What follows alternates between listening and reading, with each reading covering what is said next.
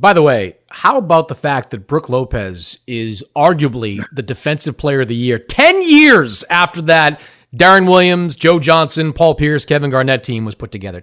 10 years later, and we're talking about Brook Lopez as defensive player of the year.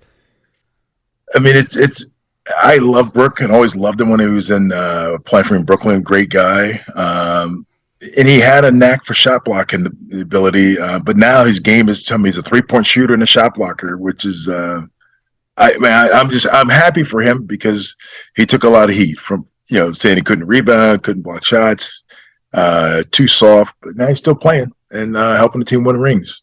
Also, he was in every public trade talk that was out there. How many conversations did you have to have with Brook Lopez about trade talks?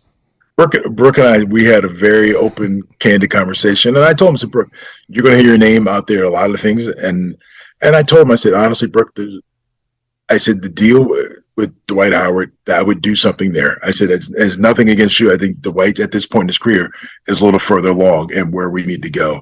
But otherwise, your name, if it's mentioned with anybody else, don't believe it. And I said, and even with Orlando, I said, I will come to you if something's close. If I think we got a deal, I will come to you. Otherwise, don't worry about it. And I said, I'm not trading you for anybody else.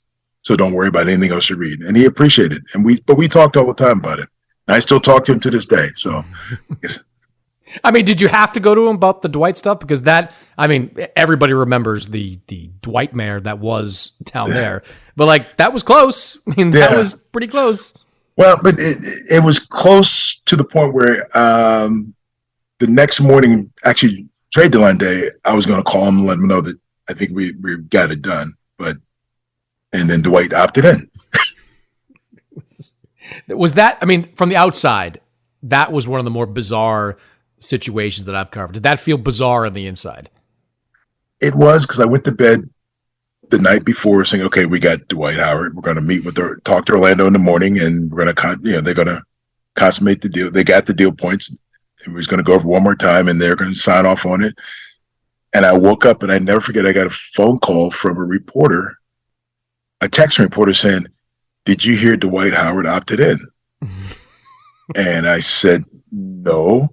And I remember calling the guy, Dan Fagan, and he goes, news to me. And I remember calling Otis Smith down in Orlando. I said, did Dwight opt in? He goes, people are saying that, but I haven't seen anything. So let's keep working on the deal until I know for sure. And then he called me back 40 minutes later. Said, yep, he opted in. First of all, rest in peace, Dan Fagan, who had some crazy clients over the years. Had some crazy situations unfold with his clients over the years. Love a good trip down the Dwight Howard